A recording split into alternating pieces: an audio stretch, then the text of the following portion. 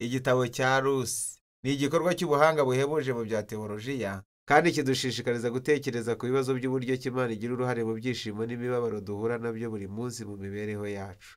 Muri iki gitabo havugwamo abantu batatu b'ingenzi: Nawomi w'umupfakazi, Rusi w'umumowabukazi, na Bowazi w'umwisiraheli wari umuhinzi. Kandi inkuru yabo ivugwa mu bice 4 bitunganyijwe mu buryo bwiza cyane. Reka tubijyemo maze turebe uko byose bisobanuka. Umutwe wa mbere utangira ugira uti: mu minsi y'abacamanza. Bitwibutsa nanone iminsi y'umwijima n'impagarara bikomeye bivugwa mu gitabo cy'abacamanza.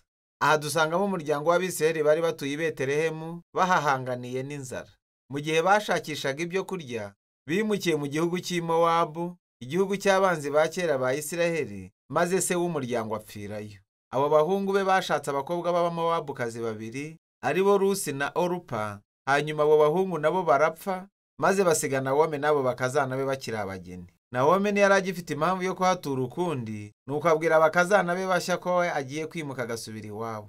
Kandi Nawomi yari azi ko ubuzima bw'umupfakazi w'umunyamahanga muri Isiraheli byazabagora cyane, maze ahatira abo bagore kutamukurikira.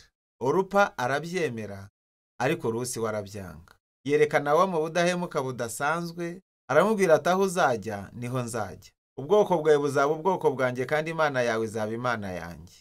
Nuko bombi basubira muri Isiraheli bari kumwe. Icyo gice rero kirangira Nawomi ahinduye izina rye akiyita Mara, risobanura ushaririwe mu Giheburayo, maze aganyishwa n'ibyago byamubayeho. Umutwe wa kabiri utangira uvuga uburyo Nawomi na Rusi bungurana ibitekerezo ku birebana n'aho bazakura ibyo kurya, kandi bigahurirana n'isarura rya sayiri. Nuko Rusi ajya gushakisha ibyo kurya, maze yisanga arimo guhumba impeke mu murima w'umugabo witwa Bowazi. Ibyo bigahurirana n'uko ari mwene wabo wa Nawomi. Tubwirwa ko Bowazi yari umugabo w'imico myiza, kandi ko yitaye kuri Rusi. Nuko amaze kumenya bihagije ku bivugwa kuri uwo mukobwa, yamweretse ineza itangaje. Yashyizeho ingamba zihariye kugira ngo Rusi w'umwimukira abashe guhumba impeke mu murima we. Kandi kubigenza atyo, mu by'ukuri Bowazi yitwararikaga igitegeko gisobanutse neza kiri muri Torah, kukugirira ubuntu kumwimukira n'umukene.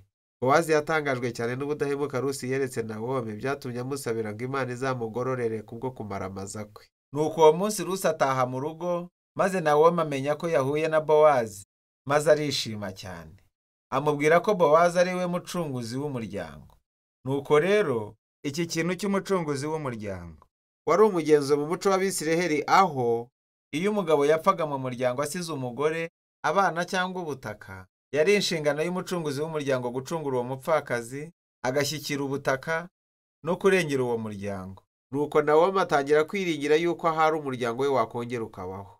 Umutwe wa gatatu utangira uvuga uburyo Nawomi na Rusi bacuze umugambi wo gutuma Bowazi yita kuko bameze. Rusi agiye kurekeraho kwambara imyenda y'umupfakazi ufite agahinda, maze yerekana ibimenyetso by'uko yiteguye gucyurwa. Nuko Rusi ajya aho Bowazi yari ari mu murima muri iryo joro, maze amwegereye, Bowazi yarakangutse maze biramutangaza cyane. Kandi Rusi asobanura neza intego ze. Abaza Bowazi niba yakwemera gucungura umuryango wa Nawomi, maze akamucyura. Bowazi yongera gutangazwa n'uburyo Rusi akomeje kuba indahemuka kuri Nawomi n'umuryango we, maze amwita umugore w'imico myiza. Niyo magambo akoreshwa mu gusobanura wa mugore uvugwa mu Migani umutwe wa 31. Nuko Bowazi asaba Rusi gutegereza kugeza ku munsi ukurikiyeho, maze agacungura Rusi na Nawomi bikurikije amategeko imbere y'abakuru b'umudugudu. Nuko uwo mutwe urangira Rusi asubiye kwa Nawomi, maze bombi bishimira cyane ibyo byose byari byaraye bibaye. Mu mutwe wa 4 byose birasobanuka. Ku munota wa nyuma byaje kuba ko Bowazi yamenye ko hari undi mu muryango wabo wari ufitanye isano ya bugufi na Nawomi kumurusha, kandi ko afite uburenganzira bwo gucungura uyu muryango we. Ariko ku isegonda ya nyuma, uyu muntu wo mu muryango yamenye ko bizamugomba gushakana na Rusi w'umumowabukazi, maze arabyanga. Ariko wibuke ko Bowazi yari azi imico nyakuri ya Rusi, bityo agura isambu y'umuryango wa Nawomi maze ahungura Rusi. Nuko rero, nk'uko Rusi yabereye udahemuka umuryango wa Nawomi na mbere hose, ubu Bowazi nawe yiyemeza kudahemukira umuryango wa Nawomi. Iyo nkuru isoza ibintu byose bibaye ikinyuranyo cy'ibivugwa mu mutwe wa mbere. Urupfu rw'umugabo we n'abahungu be rwarahindutse, ubwo Rusi yongeye kubaka akanabyara umuhungu, watumye Nawomi agira ibyishimo. Kandi uku kubangikana kuri hagati y'intangiriro n'umusozo kuratangaje cyane kurushaho. Wibuke ko ibyago bivugwa mu ntangiriro byakurikiwe n'imyitwarire ikomeye ya Rusi yo kudahemuka, maze uko kwitwara atyo noneho kugereranywa n'ukwa Bowazi kwatumye uyu muryango mu iherezo uhemburwa. Uku kubangikanya ni nabyo byerekana impamvu y'imitegurire y'ibice byo hagati. Buri gice gitangirana na Nawomi na Rusi bategura iby'ejo habo hazaza, hanyuma hakurikiraho guhura kwa Rusi na Bowazi mu buryo bwagenwe n'Imana. Kandi buri gice gisozwa na Nawomi na Rusi bishimira ibyabaye. Iyi nkuru itunganyijwe neza rwose, kandi iyi mitunganyirize mu by'ukuri ihuza n'ikintu gishishikaje cyane kandi ari nacyo kiranga iyi nkuru: uburyo Imana ivugwamo gake. Abavugwamo bavuga Imana inshuro nke, ariko mu by'ukuri ubara inkuru we nta na rimwe yigera avuga ko Imana igize icyo ikora mu buryo butaziguye muri iyi nkuru. Kandi nicyo kiranga ubuhanga bwayo, kubera ko ineza y'Imana ikorera muri buri gice cy'iyi nkuru, ari nako ituma ibibaho byose n'ibyo abavugwamo bahitamo bifatanyiriza hamwe. Ibyago byageze kuri Nawomi bituma atekereza ko Imana yamuhanaga, nyamara mu by'ukuri iyi nkuru yose ivuga iby'Imana yakoraga ngo imuzahure we n'umuryango we. Kandi ibyo yabikoraga inyuze kuri Rusi, ubwo kumaramaza no kudahemuka bye, ibyo bikaba ari byo byakijije umutima wa Nawomi. Ariko si we wenyine hatarimo Bowazi, umuhinzi w'umunyamwete ugira ubuntu bwinshi no kudahemuka.